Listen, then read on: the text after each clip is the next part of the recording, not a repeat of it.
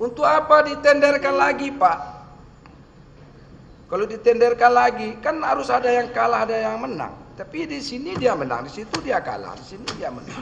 Ya semuanya kan dapat paket mereka itu, Pak. Siapa pesaingnya kalau gitu? Yang betul-betul kalah dan tidak dapat kerja. Ada nggak di situ? Itu terjadinya di tahap prakualifikasi yang mulia, di tahap lelang tidak ada mulia. Nggak ada kan? Tidak ada. Di tahap lelang semuanya dapat pekerjaan.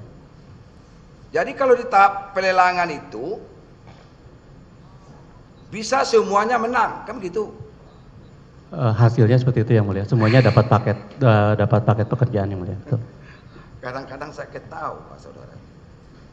Untuk apa dilakukan pelelangan lain? Sudahlah bagi-bagi jatah aja lah kamu untuk Indonesia bagian timur, ini untuk Indonesia bagian tengah, ini untuk Indonesia bagian barat.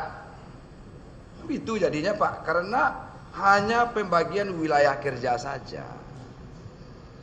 Kalau yang lainnya tergantung aja penawaran, Pak. Bagian barat kalau kamu itu tawaran kamu tinggi, ini tawarannya rendah, gitu, Pak. Bisa aja memenangkan, kalah dari tawarannya aja bisa kalah. Jumlah penawaran di situ aja kan bisa, Pak. Mungkin dari kemampuan teknisnya, kemampuan finansialnya mereka rata-rata sama 3 konsorsium itu. Yang membedakan di dalam pelelangan antara paket satu dengan paket yang lain, penawarannya bisa membuat dia kalah. Benar nggak?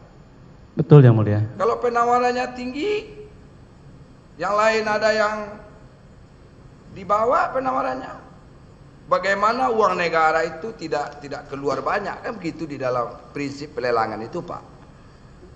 Ya, dan juga tidak selalu penawaran yang paling bawah itu menang, tidak. Kami tahu itu.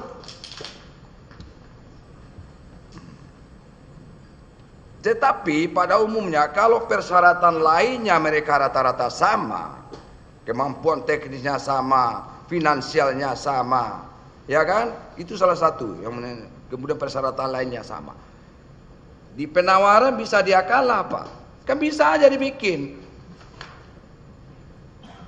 Kamu biar kamu kalah di paket yang pertama, paket 1, tawaran kamu tinggi aja bikin. Kalah kamu itu. Bisa dia kalah-kalin enggak tuh?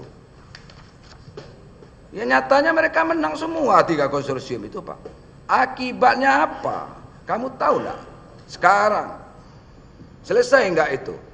Yang dilelang dulu itu. Saudara sebagai konsultan hukum. Iya, tidak selesai yang jadinya karena apa? Dari awal tuh saudara sudah main-main semua itu.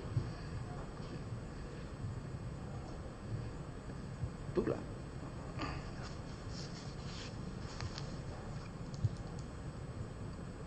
Itu jadinya, Pak. Jadi percuma aja saudara konsultan hukum di situ kan begitu. Tidak ada gunanya saudara itu. Itu apa? Lebih pintar yang punya pekerjaan daripada konsultannya. Karena saudara diarahkan, gitu loh. Betul? Betul yang mulia. Ya. Jadi untuk kriteria teknis. Kalau udah betul, sebelahnya lagi. Itu apa saya tanya lagi kalau udah betul? Sebelahnya. Jadi masih dilakukan oleh tim sebelum saya adalah mengklarifikasi hanya kepada 2 perusahaan tadi yang mulia, yaitu Huawei dan ZTE. Atas pemilihan 2 perusahaan tersebut untuk klarifikasi lebih lanjut. Itu kan saudara yang bilang sama siapa dulu? Sama si Mariulis. Ya. Tolong dihubungi itu. Kemudian diajak meeting. Silent ya. Itu maksudnya apa? Silent itu. Mohon izin, saya masih melanjutkan penjelasan saya sebelumnya. Jadi meeting. Nah, maksud silent itu apa? Iya. Ada hubungannya nih penjelasan saya yang mulia. Mohon izin yang mulia. Ada hubungannya penjelasan saya nanti yang mulia. Jadi saya mau nggak mau harus sedikit cerita sedikit ke belakang. Jadi bahwa pertemuan dengan Huawei dan ZTE tadi itu sudah dimulai dari tanggal 10 dan 11 September 2020. Di mana saya belum berposisi sebagai kepala divisi last mile pada saat itu.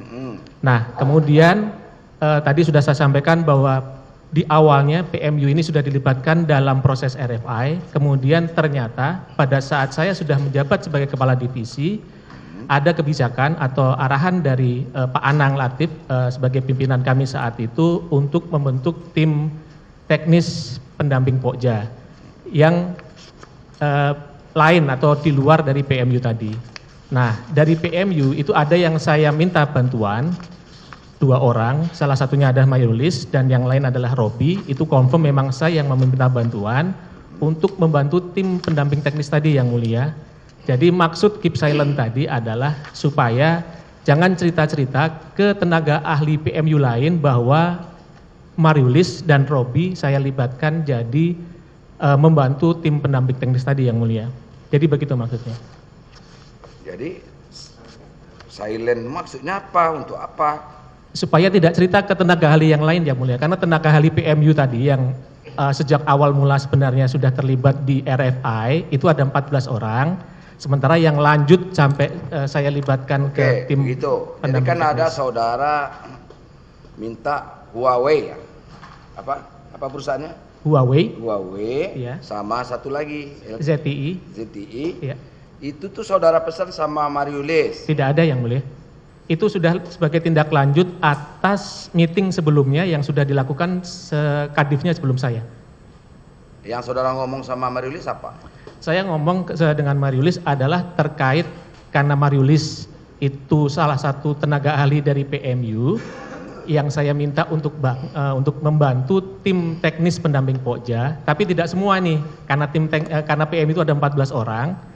Sementara yang saya minta bantuan cuma 2 orang, saya minta diam-diam ya, jangan memberitahu tenaga ahli PMU yang lain bahwa kamu saya mintain tolong untuk bantu tim ini. Seperti itu yang mulia. Nyatanya 2 perusahaan itu jadi pemenang tender enggak akhir-akhirnya? Huawei dan ZTI iya sebagai pelaksana pemenang tender. Pendiani Mirza, kamu itu pintar berkelit kamu ya. Total ada 7 kali amandemen. Berapa? 7 kali sampai Desember 2021. Sampai 7 kali adendum kontraknya. Betul. Sampai Desember 2021. Iya. Jadi tiap sebentar hampir tiap bulan dirubah itu Pak. Betul yang mulia. Kontrak kerjanya sampai hampir tiap bulan lah. Itu aja lah kerja PPK tuh. Mau robah kontrak dengan vendor. Sampai 7 kali. Betul yang mulia. Kenapa dirubah-rubah terus? Sebagian besar karena perubahan lokasi. Perubahan lokasi. Betul. Cuma itu, perubahan lokasi masa sampai 7 kali? Betul yang mulia. Ada juga perubahan termin juga. Perubahan juga. Termin itu ada sekitar 3 kali. Itu perusahaan apa itu? Nggak kredibel itu Pak. Nggak qualified. Tidak mampu sebetulnya dia. Dari segala sisi tidak mampu. Sisi finansialnya tidak mampu. Kenapa? Awalnya aja sudah termin. Sudah dirubah dari tangki menjadi termin. 20% awal. Lama-lama berubah sampai 7 kali. Capek lah saudara tanda tangan tiap sebentar merubah. Adendum terus sampai 7 kali. Iya episode. Iya betul yang mulia. Iya. Nggak saudara lapor sama Pak Anang sama Latif? Saya selalu melaporkan Itu progres apa kata pekerjaan. Pak Anang kok dirubah-rubah begitu-begitu? Kayaknya ini kita mempertanggungjawabkan dana yang triliun ini. Bahaya juga itu. Rubah. Ini Pak bertanggungjawabkan kepada PA, Pak Menteri. Pak Menteri mempertanggungjawabkan lagi antar lembaga, itu ke Menteri Keuangan. Begitu Pak. Berjenjang naik namanya.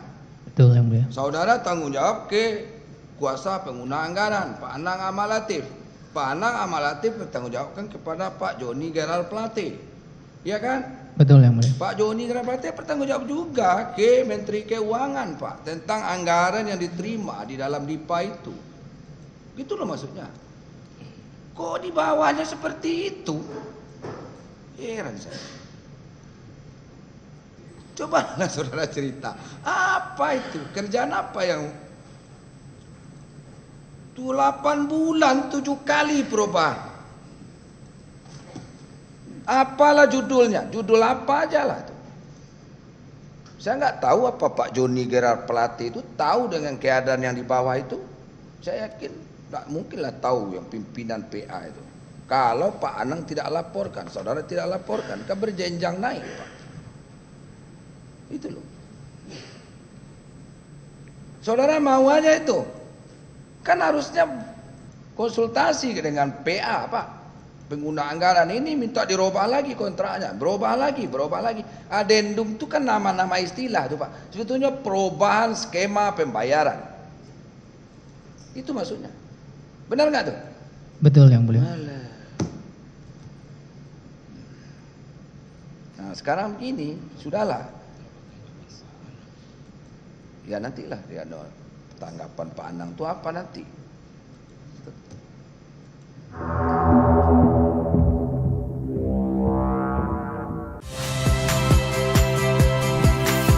Saya Radi Saputro. Saksikan program-program Kompas TV melalui siaran digital, pay TV dan media streaming lainnya. Kompas TV, independen, terpercaya.